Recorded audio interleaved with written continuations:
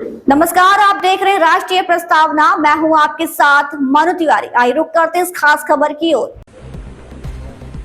विजय उत्सव समारोह में हरदोई पहुंचे सीएम योगी। मुर्शिदाबाद दंगे पर बोले, दंगाइयों का इलाज सिर्फ डंडा। वक्फ संशोधन बिल पर केंद्र को दिया धन्यवाद।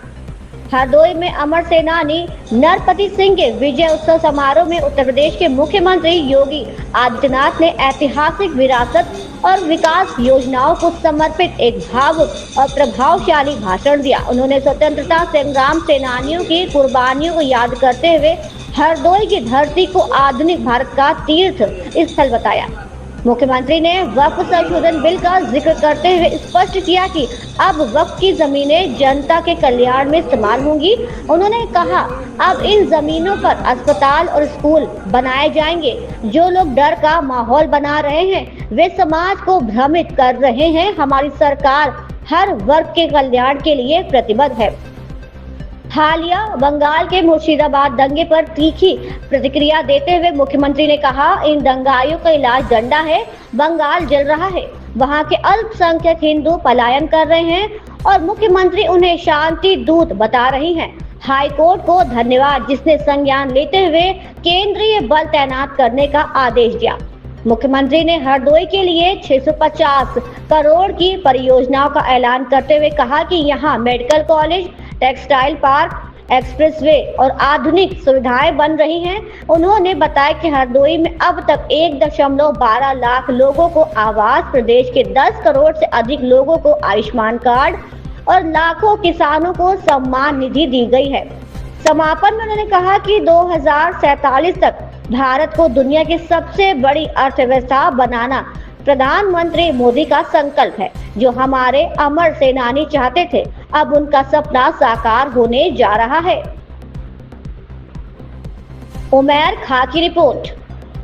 हम आभारी हैं प्रधानमंत्री मोदी जी के और गृह मंत्री अमित शाह जी के, जिन्होंने वक्फ संशोधन अधिनियम को पारित करके गरीबों की जमीनों पर, सार्वजनिक जमीनों पर पड़ने वाली डकैती पर लगाम लगाने का काम इस अधिनियम, संशोधन अधिनियम के माध्यम से पारित किया है। अब ये जमीन जो वापस आएगी, बहनों और भाइयों, इसमें हॉस्पिटल बनेंगे, इनमें गरीबों के लिए मकान बनेंगे, हाई राइज बिल्डिंग बनेगी, यहां पर स्कूल बनेंगे, विश्वविद्यालय बनेंगे, निवेश के लिए लैंड बैंक बनेगा। लेकिन किसी को जमीन पर कब्जा करके गुंडागिर्दी करने की छूट अब नहीं मिलेगी, इसलिए लोग परेशान हैं। क्योंकि जमीन के नाम पर जो लूट थी वह रुकने वाली है और उसने इन लोगों को परेशानी है। परेशानी इस बात को लेकर के कि अब गुर्गे खाली हो जाएंगे। तो पहले जो जनता को लूटते थे, इनको भय है कि इनके द्वारा पाले गए गुर्गे कहीं भस्मासुर हुए तो कहीं अब इन्हीं को न लूटने लग जाए।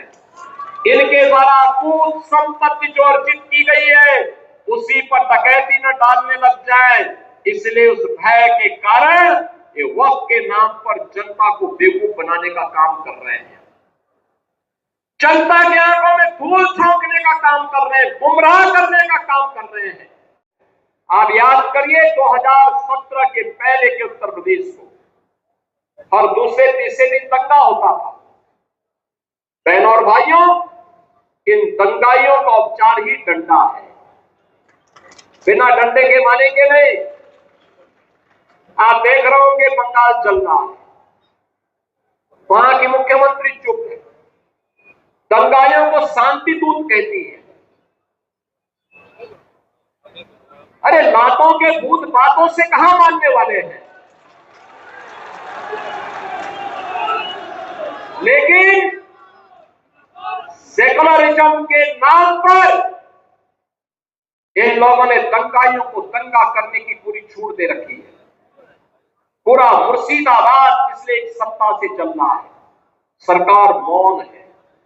बहनों और भाइयों, इस प्रकार की अराजकता पे लगाम लगनी चाहिए और मैं धन्यवाद दूंगा इस बात के लिए वहां की माननीय न्यायालय को, जिन्होंने वहां पर केंद्रीय बलों की तैनाती करके वहां के अल्पसंख्यक हिंदुओं की सुरक्षा की व्यवस्था करने के लिए कदम उठाया है और आज केंद्रीय बल वहां पर तैनात है। आपने वहां की पीड़ा सुनी होगी। सब लोग मौन है, कांग्रेस मौन है मुर्शिदाबाद के दंगों पर, कांग्रेस मौन है, समाजवादी पार्टी मौन है, टीएमसी मौन है। वे धमकी में धमकी दिए जा रहे हैं, समर्थन कर रहे हैं। बांग्लादेश के अंदर जो हुआ था उसका समर्थन कर रहे हैं बड़ी बेशर्मी के साथ। अगर उन्हें बांग्लादेश अच्छा लगता है तो उनको बांग्लादेश ही जाना चाहिए। क्यों भारत की धरती पर बोझा बने हुए हो? क्यों भारत की धरती पे बोझा बने हुए हो? इस खबर में बस इतना ही। बने रहिए हमारे साथ और देखते रहिए राष्ट्रीय प्रस्तावना।